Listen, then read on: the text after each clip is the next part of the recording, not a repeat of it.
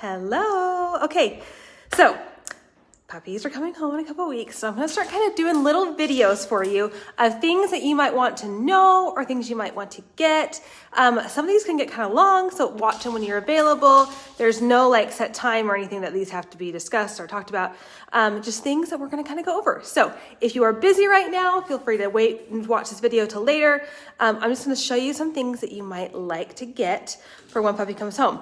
And kind of why we use them really, because it's a lot of stuff that you're like, why would I need that? So I'm going to show you our setup that we normally bring puppy home to, and it gives you a really good idea of what is a safe place for puppy to be. So I'll show it to you.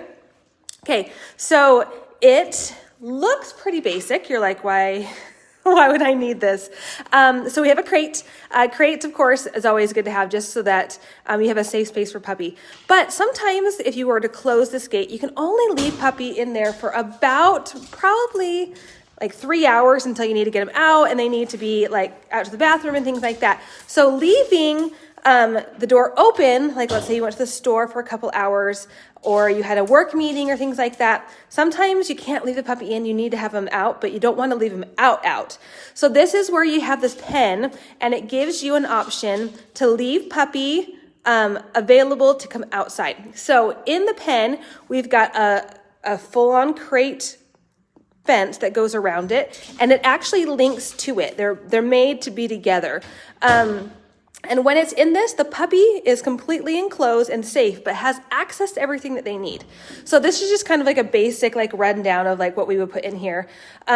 We have a blanket in there right now. When puppies are learning to be potty trained, you don't really want to get a big fluffy bed because a lot of times you have the bed and if they have an accident on it, you can't get it out of the smell out of the bag or the bed. So we always say the first couple of weeks, if you're wanting to have something in the crate with them, mom came in, you're gonna wanna put something that you can throw in the washing machine really easily.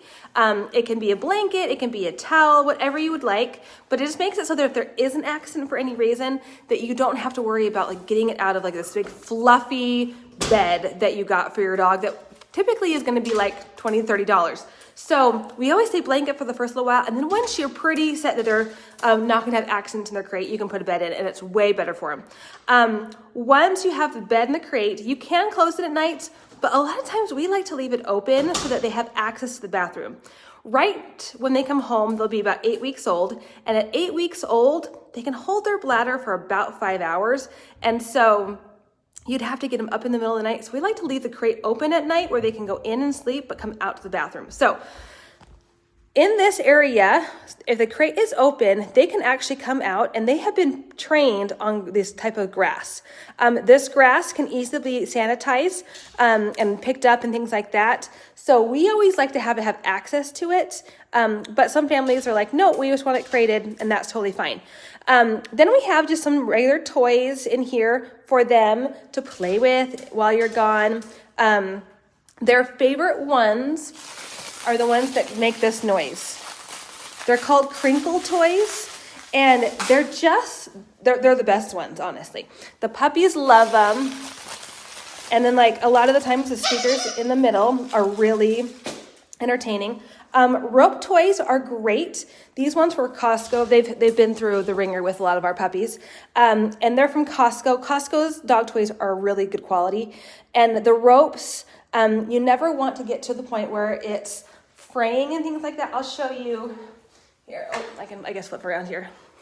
So when ropes get undone, this is what they look like, and it's all shredded, and the puppy can actually eat them, and then if it's doing it at a consistent thing, it can actually get tangled in their stomachs and cause a blockage. So if at any point it comes like this, we remove them. We keep them so that we can kind of show you what it is, because they come undone because they get old and things like that. But you never want them to be chewing to this point because we don't want those little strings getting caught in their stomachs and causing an issue. So when they get at all shredded, we just chuck them. And then these are just like stuffed toys. This is, it just has a little bit of a squeaker and a little bit of a crinkle, not much, but it's more of a stuffed toy.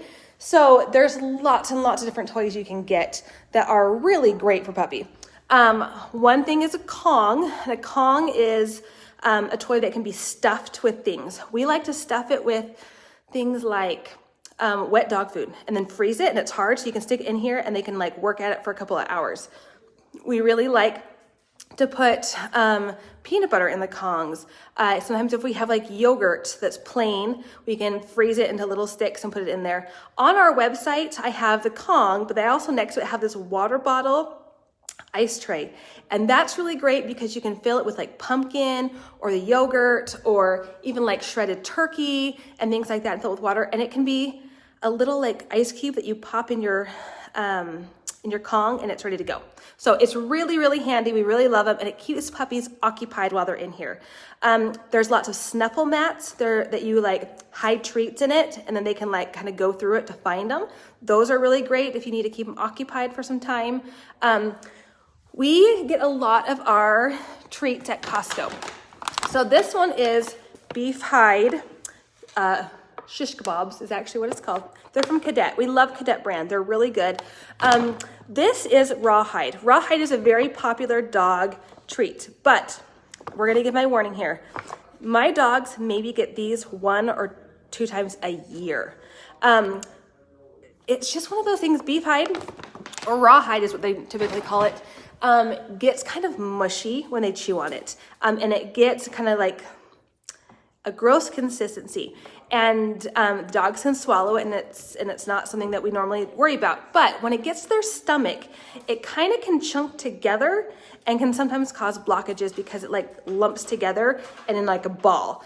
And so it's one of those things that we don't give it to them very often, but they do love it. But that is a really good brand, and that we've actually had success with. But it's not something that you want to give them daily. It is not a daily treat. It is a once in a special mood kind of a thing. The thing that we use most of the time are these. These are called bully sticks, and these are our Costco ones, and they're really good quality. If you buy them online, sometimes they splinter or they break really easy, and these ones don't. Let me pull one out here so you can kind of see what it is. So this is called a bully stick. It literally is from a bull, and it is, it's hard like a little like wooden stick, but it's not wood. Puppies should not be chewing on wooden sticks because they splinter and they can kind of like get jabbed in their stomach. This is beef in the most part, and it can be chewed.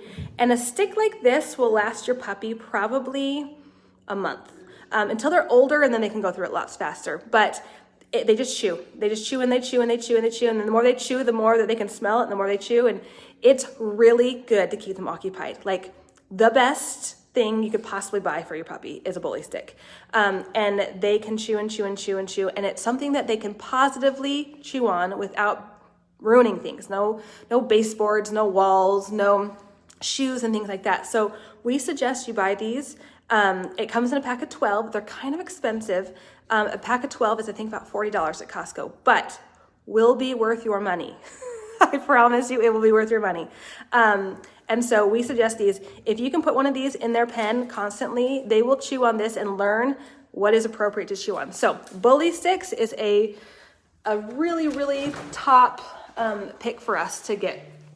And then in here we have their food and water bowls that are, we have it in like this little, it's like a rubbery container, and it is like pliable and bends and everything like that. But it keeps them from tipping over, and then it also kind of catches anything that spills. So if you have like hardwood floors, this is really great to be able to hold water and things that might have splashed out when they're taking a drink. So that's what's really convenient about that one, is that you can actually avoid spills and them tipping it over accidentally. So that is pretty much the rundown of what you need in your pen. You can add lots of other things. We always suggest rotating toys, getting lots of different options for them to play with. We have like roller bowls. We've got these things that we got at Costco, or I don't know if we got them at Costco. here that like they sit in and roll around.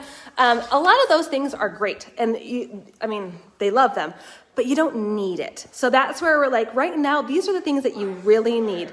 And then you've got the bedding that you can get and things like that. But yeah, it's just a lot of things like that you can get.